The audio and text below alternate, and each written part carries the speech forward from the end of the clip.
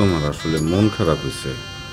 আমি জানি, মানে আমার একটু বয়স বেশ, একটু না মানে তোমার তুলনায় আসলে অনেক বেশি।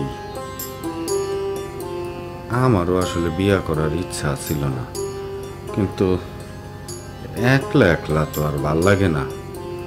একলা একলা কি থাকুন যায় কও? ঘর বাড়ি সামলানো, রান্না খাওয়া সব কিছু মিলায় মামা যখন কইল, আমি আসলে রাজি হয়ে গেছি।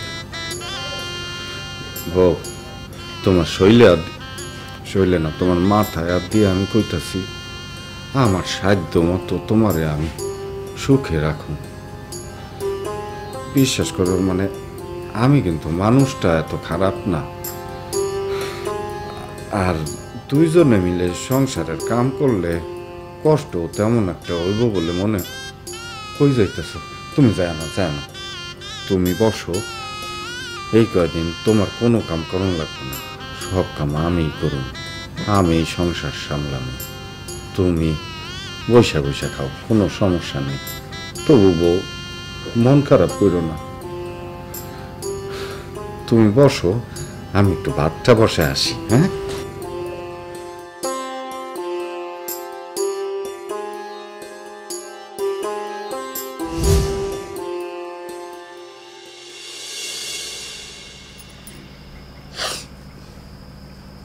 এই হইল আমার কাহিনী।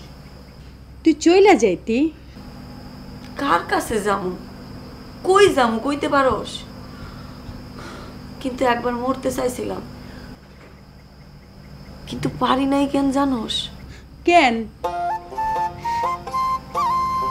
এই লোকটা আর যাই হোক কোনোদিন আমার লগে গলা উঁচু করে কথা কয় নাই, বরং আমি চিল্লাইছি, জোরে কথা কইছি, চুপ কইরা শুনছে। কখনো আমার লগে চিৎকার কইরা কথা কয় নাই। এত ভালোবাসা তো আমি আগে কখনো পাই নাই। মামির সংসারে আসিলাম বিলাই হইয়া, এখানে তো তবু লোকটার লগে দুই চারটা কথা কইয়া থাকতে পারি। বাবা, ভালোবাসাটাও কইছে দেহে। আমি তারে কতখানি ভালোবাসি কইতে পারুম না, কিন্তু সে আমারে ভালোবাসে তার জীবনের চাইতেও বেশি। একদিন কইছিলাম যে সাইরা চইলা যাবো, আমারে কি কয় জানোস? কয় আমি সাইরা চইলা গেলে নাকি সে গলায় দড়ি দিব। এর লেগে তো যাইতেও পারি না। আচ্ছা, তুই কেমনে জানলি হ্যাঁ চোর? হ্যাঁ, ই কইছে। প্রথমে তো হুই না, আমি বিশ্বাসই করতে পারি নাই। তারপরে যখন বুঝছি হাসা, তারপরে 4 দিন ধরে ভাত খাই নাই। তারপর দেখি হ্যাঁ ও খায় না। হ্যাঁ, এটা একটা ঝামেলা না তুই ক? তারপর আর কি করুম?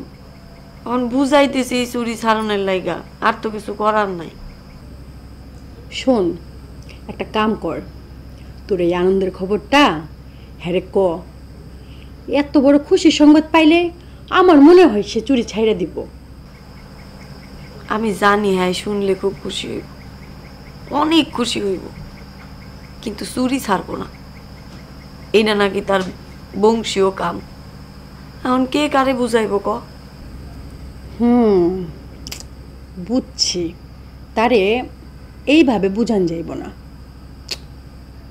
আচ্ছা, দেখে কি করণ যায়।